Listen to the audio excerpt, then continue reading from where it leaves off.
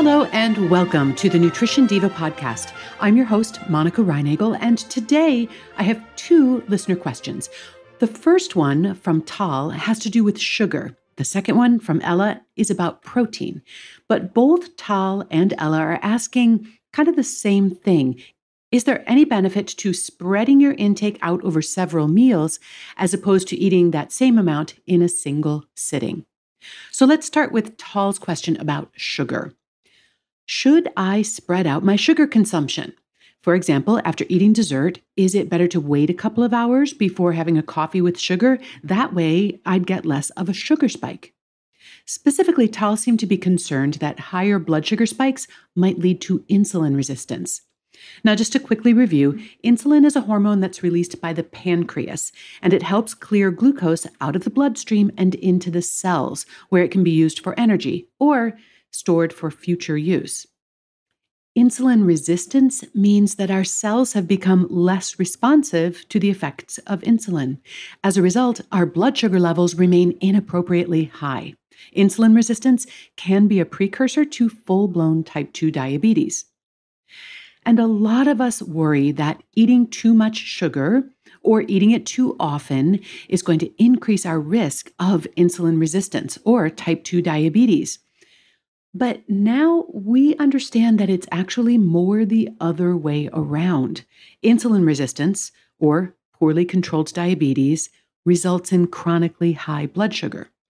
It turns out that eating a lot of sugar, or even just eating foods that are rapidly converted into blood sugar, such as white bread, are not the primary factors in the development of insulin resistance. The primary factors are excess body weight, especially if you carry it around the waist, and a sedentary lifestyle.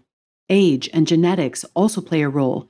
We may be genetically disposed to insulin resistance, but either way, our cells may become more resistant to insulin with age. Now, that doesn't mean that eating a lot of sugar doesn't have any consequences. If your body weight starts to drift up, whether that's from overeating sweets or overeating any other food, that would increase your risk of insulin resistance. In other words, for those who do not have diabetes or insulin resistance, the short-term impact of sweets on your blood sugar is probably not as big a concern as the long-term impact of sweets on your body weight or on your nutrition. Because if you're eating a lot of sweets, they may well be crowding other more nutritious foods out of your diet. And by the same token, for someone who does not have diabetes or prediabetes, the timing or the spacing of your sugar intake is probably not as important as the total amount of sugar that you're taking in. If you're interested in improving your insulin sensitivity, I have 3 strategies to suggest. First, regular exercise improves insulin sensitivity in those both with and without impaired insulin responses. Regular intake of artificial sweeteners, in particular sucralose, which is sold as Splenda, has been shown to have negative effects on insulin sensitivity. And that might be just one more reason to limit your intake of those.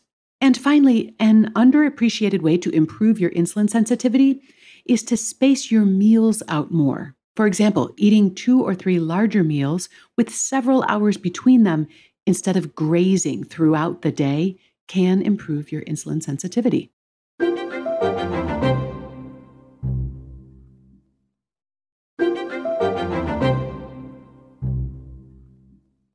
Now, let's turn to the question about protein.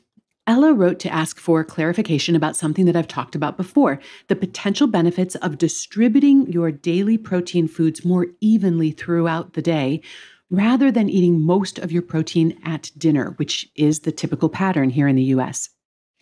Ella's question offered the additional attraction of allowing me to wade into a marital dispute. You know how much I love to do that. My husband is on a huge protein kick, she wrote. And when I saw him eating a protein drink, eggs, and yogurt all at the same meal, I mentioned, lovingly, of course, what you have said about the added benefit of spreading your protein intake out across meals versus eating it all at once. Well, he was very eager to tell me that that's actually not true, that the body can store amino acids in the small intestine, and then the body can utilize them later. So I'm curious to hear your thoughts.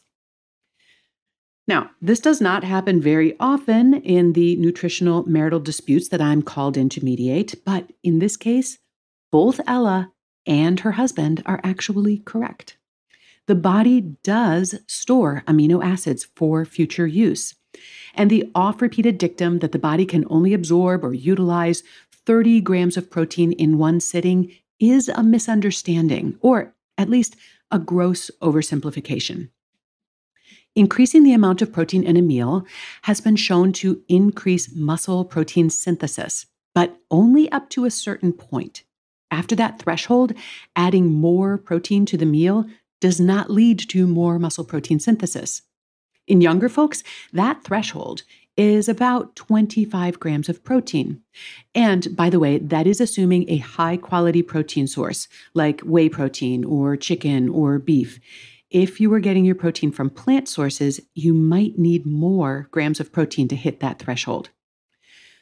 But for people over 40, it can take 30 or even 35 grams of high-quality protein to hit that peak muscle protein synthesis threshold. And this phenomenon is referred to as anabolic resistance. Similar to insulin resistance, where the cells become less responsive to the effects of insulin, anabolic resistance is when the cells become less responsive to the effects of protein.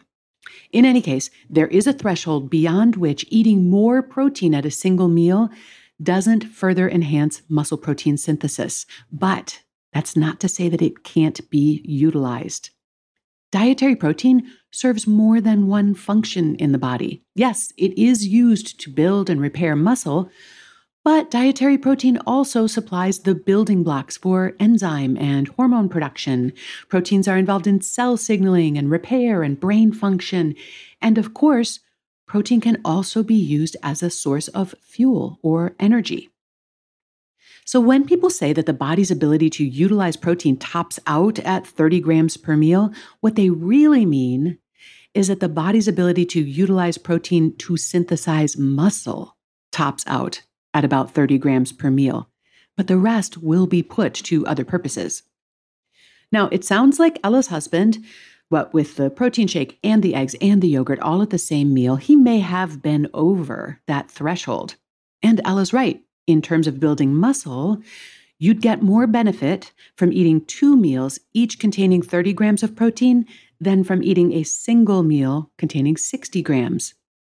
But that may only be relevant for people who can't or just don't want to eat more than 60 grams of protein per day. If they're trying to maximize their lean muscle, they'd really be better off splitting that up over 2 meals than eating it all at a single meal. But for people who are happy to eat 100 or 120 or even more grams of protein per day, exceeding that threshold of 30 or 35 grams of protein at any given meal probably won't be as much of an issue because they're still likely to be hitting that optimal muscle building dose 2 or 3 times a day. And just in case you're wondering, as I was, my protein researcher friends estimate that you need to have at least 2 hours between meals in order to reset that muscle protein synthesis capacity. If you're interested in more information on how to build muscle with less protein, I have a link in the show notes to a previous episode that I've done on that topic. And for those interested in more information on building muscle on a plant-based diet, I've got a link to an article on that. But here's just a final thought on this. If you take in more protein than your body needs for its various protein-specific functions, and more than it can put to immediate use building muscle, the rest will be used as fuel, just like carbohydrates and fats. And if you consume more calories than your body needs to fuel its activities, well, then that excess energy will be stored as fat. And that's true whether the excess calories come from carbohydrates, fats, or proteins. However, protein does offer a couple of potential advantages as an energy or calorie source, particularly for those who are trying to lose weight or trying to avoid gaining it. protein requires more energy to digest. So a higher protein diet will give your metabolism a modest boost. And I don't want to overstate the impact of that because it is relatively modest. Far more relevant in terms of weight management is the fact that calories from protein keep you full for longer than the same amount of calories from fats or carbohydrates. And that can make it easier to eat just a bit less. Now, of course, sometimes we do eat for reasons other than hunger, such as stress or boredom. And a lot of the people that I work with on weight management tell me that emotional eating is an even bigger challenge than managing their appetite. And if that sounds like you may be interested in a program that I'm going to be offering on overcoming stress and emotional eating. We're kicking it off next week, and you can find all the details on that at wayless.life/stress. If you have a nutrition question, or even better, a nutritional marital dispute, you can send it to me at nutrition@quickanddirtytips.com or leave it on the Nutrition Diva listener line. That's 443-961-6206, and you might hear your question featured in a future episode. Nutrition Diva is a Quick and Dirty Tips podcast. It's audio engineered by Nathan Sams with script editing by Adam Cecil. And big thanks also to Morgan Christensen, Holly Hutchings, Davina Tomlin, and Cameron Lacey. Thanks so much for listening. I'll see you next week.